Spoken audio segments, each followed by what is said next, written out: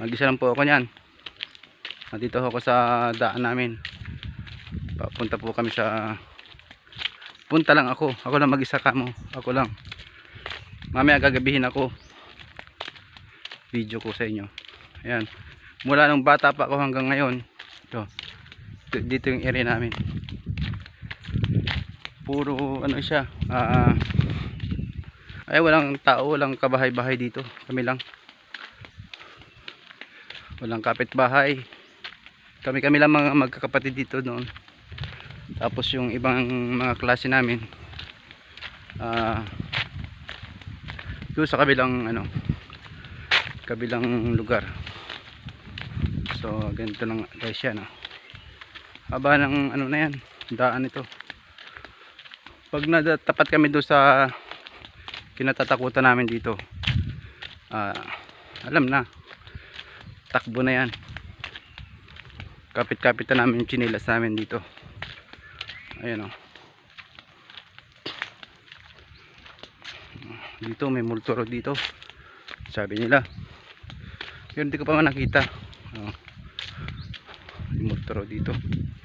Bigla lang tataas yung buntot. Buntot. Ba't laging buntot? Balahibo.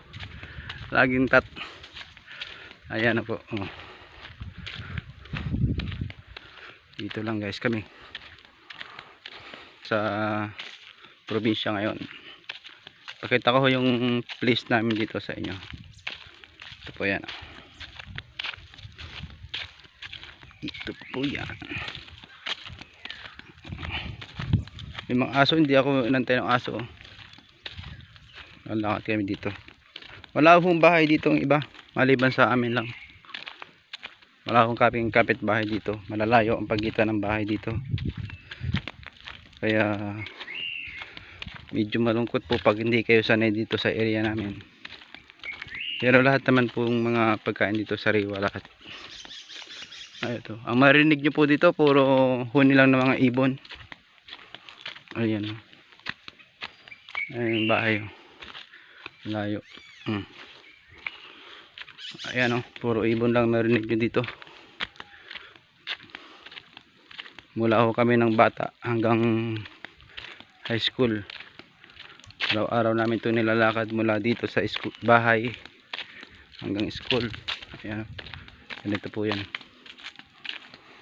Pag naabutan kayo ng gabi, naku, nakakapanlaw po dito. Tataas yung ano nyo, yung bundot baga, yung balahibo nyo. Lalo na dito sa mga sinasabi nila na pagtapat mo nung ito, sampalok, kawayan o baliti, tatakutin ka pa. Ayan o, dito yung nagpapakita raw dito eh. Kung malakas naman ang loob mo, ang mangyayari sa inyo, tataas lang yung balahibo mo at saka yung ulo lalaki. Ito. Pero ngayon naman sigurong yung mga engkanto rito, may matatalino naman yan. Alam nila na siguro na ay si ano to, taga rito to, dito to pinanganak, kaya hindi na sila nananakot.